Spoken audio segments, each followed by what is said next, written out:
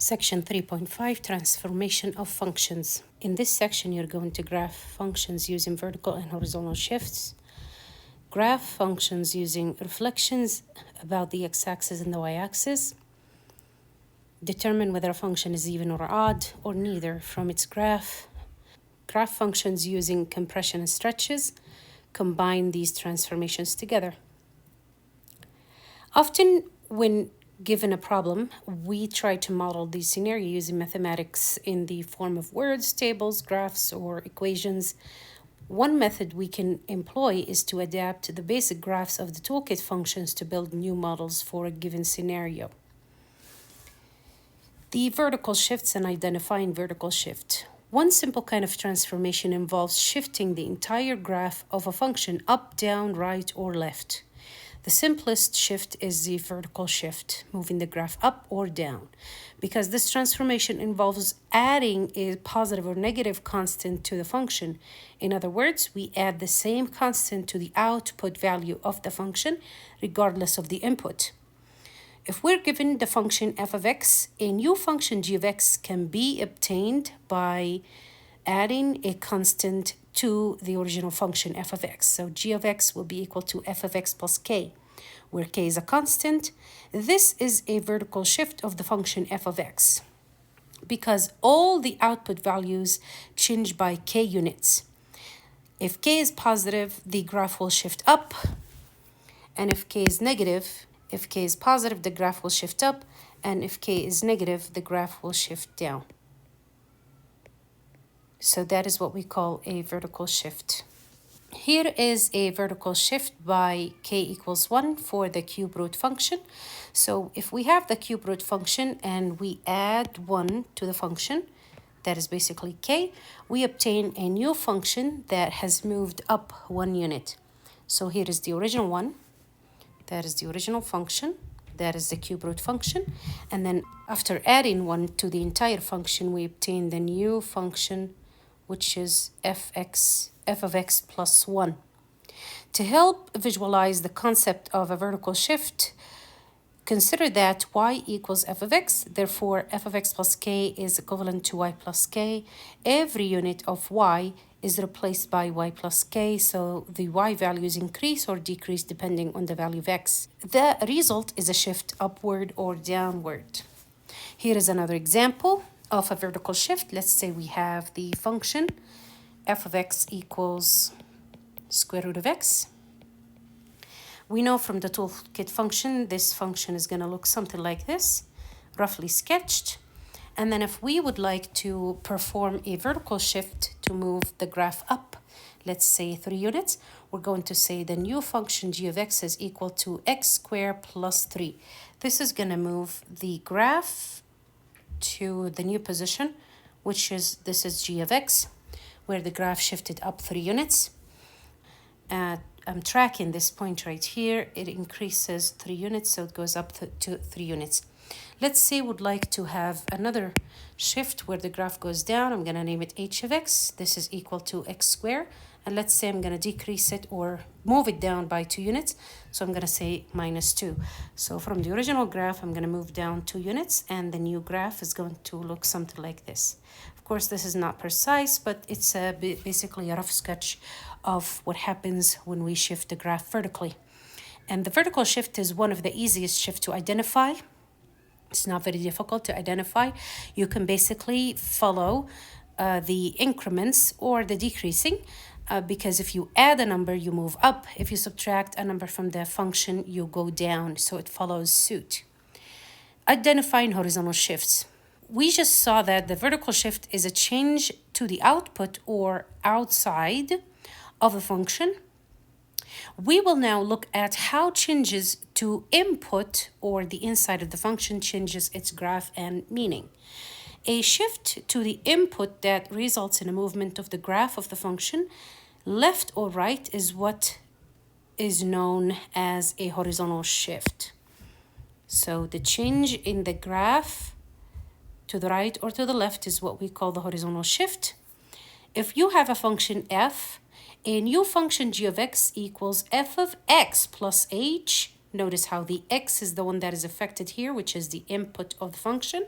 So notice how this is the input of the function that is changed, where h is a constant. This is a horizontal shift of the function f.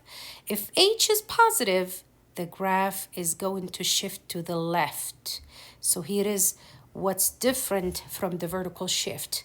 So if h is positive, our brains would suggest or would probably perceive that the change is going to move, or the graph is going to move to the right, which is according to the sign positive, we would think that the graph would move to the right. However, it actually moves backwards and it moves to the left. If h is negative, the graph would shift to the right. So when h is negative, the graph would shift to the right. Okay. Here is a horizontal shift of the same graph that we did before, which is the cube root function. So if you have the cube root function, let's say it is f of x equals cube root of x. Now, if we add 1 to the x inside of the function, the graph of the function is going to shift to the left. It is going to shift to the left 1 unit, because that is how much we moved it. And that is explained by the idea that if we move it to the left, x plus 1 equals 0. And now we know that the movement is to the left, because if you subtract 1 from both sides, you get x is equal to negative 1. So the new x moved from 0 to negative 1. And etc. So it moved from 0 to negative 1. The original one was when x is equal to 0.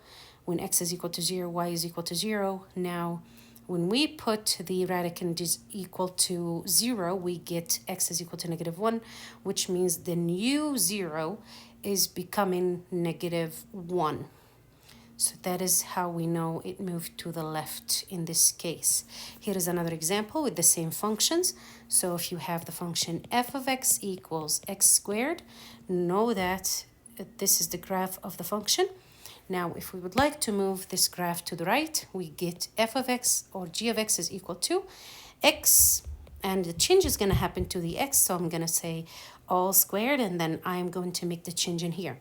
If I want to move to the left 2 units, I need to add 2, because moving to the left 2 units will put me at negative 2, and negative 2 is going to make this value 0. I'm not sure if I am making any sense when I am saying that. So the new graph is going to look like this, something like that. Okay, roughly. It's not precise. Again, this is basically a rough sketch. And then if we would like to move the graph to the right, we're going to say h of x equals 2, and then x, we need to move it to the right, let's say 3 units, so we're going to subtract 3. So when we move to the 3, 1, 2, 3 from the original, add 3 here. If you plug 3 here, you're going to get the new 0. So that is the movement to the right, basically. So this graph right here is moved to the right 3 units. So now that we know the 2 shifts, the vertical shift and the horizontal shift, how to sketch a graph of a function with both a vertical shift and a horizontal shift. First, we will need to identify the horizontal shift and the vertical shift from the formula. So first, you're going to identify the vertical shift and the horizontal shift from the formulas. Second step, you're going to say or write down what happened in the vertical shift. So for example, you're going to say, I noticed that the function moved up 2 units. So the vertical shift results basically from a constant added to the output, which is going to move the graph up for a positive constant and down for a negative constant. So that is the second thing that you need to do, is to try to write it or say it out loud. The horizontal shift results from a constant added to the input. So then you're going to basically observe again the formula or the function, and you're going to identify any horizontal shifts. Remember that the graph moves to the left for a positive constant and to the right for a negative constant. And then you're going to apply these shifts in either order. So you're going to apply the horizontal shift and the vertical shift, or the vertical shift and the horizontal shift. I would probably start with the vertical shift because that's the easier one, and then deal with the horizontal shift next. Let's look at some of these exercises and try to write an equation for each graphed function by using transformation of graphs of one of the toolkit functions. So the first step here is to identify what toolkit functions we're working with. For function number 1, f, which is f of x is equal to the absolute value of x. This is the famous absolute value of x. So we're going to identify the parent function of f. Okay, let me actually name it g of x since it's the parent function, not the function itself. So I'm going to say here, g of x is equal to the absolute value of x. This is the original function or the parent function, which is basically the function that we see in the toolkit function. And I sketched it here. So it will look something like this with the tip of it at the origin, 0 and 0. Now, we're going to identify the two shifts. I can start with the vertical shift and then go to the horizontal shift. So if I want to identify the vertical shift, I will go from the origin and then try to reach the point here going vertically. So this moved down 2 units, which will make the new function, it's going to look something like this, x minus 2. That is the vertical shift basically. And then we're going to try to reach this point again using a horizontal shift. So I'm going to move 1, 2, 3 to the right, which is going to make the transformed function or the f function. So f of x will be equal to minus 2 here. And I move to the right, so I'm going to say x minus 3, such that when I plug the 3 in here, it's going to result in 0.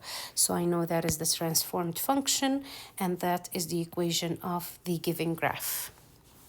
So that is the first one. So the function f of x, we figured, it's equal to the absolute value of x minus 3 minus 2. So now we go to the next function here. As you can see here, the next function is the quadratic function. So the parent function is going to look something like this. Roughly sketched. So the original function, let's say g of x is equal to x squared.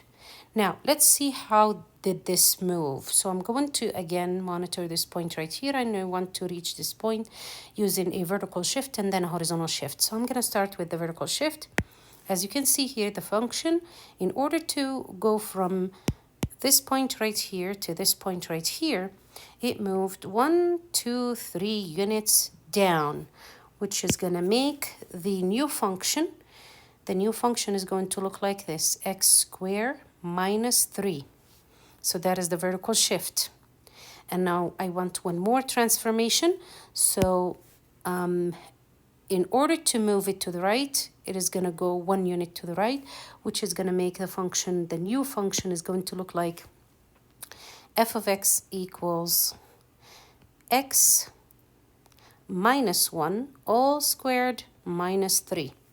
So it moved to the right 1 unit and down 3 units.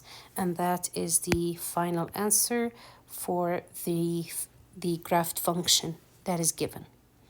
Last but not least, we are given a function, and from the toolkit function, I know this is the square root function. So g of x is equal to the square root of x, which is going to look something like this. Now, this function, I want to move this point right here from here to here. So I will move vertically and then I will move horizontally. So this function, in order to go from here to here, it moved down 1 unit and then to the left 3 units. So it moved down 1 unit, which is going to make it f of x equals to the square root of x, and something happened to x here, but moved down 1 unit, so minus 1. Now, the movement to the left 1, 2, 3 units is going to be plus 3. such that when you plug -3 instead of the x, it's going to give you 0 there. So that is the equation of the transformed function given with the graph f, basically. So this is how you're going to graph a vertical or a horizontal shift, and that is how you're going to find the new function or the new equation of the transformed function using vertical or a horizontal shift. Please go to the activity on Desmos posted on D2L and try to change the values for h and k. So k is the vertical shift and h is the horizontal shift. Make sure first to make h a 0 so you don't have any horizontal shifts, and then move k around and see how you observe the movement as x increases or decreases and it becomes positive or negative. And then you're going to 0 the k and try to move the h around, make it positive and make it negative, and observe what happens to the graph of the function. You can also move both at the same time to obtain a specific position for the new function, and try to challenge yourself and write the new equation of the transformed function. You may also explore the rest of the toolkit functions by changing the original function f of x from cube root of x into other type of functions that you have on your toolkit function sheet. If you have any questions, please let me know.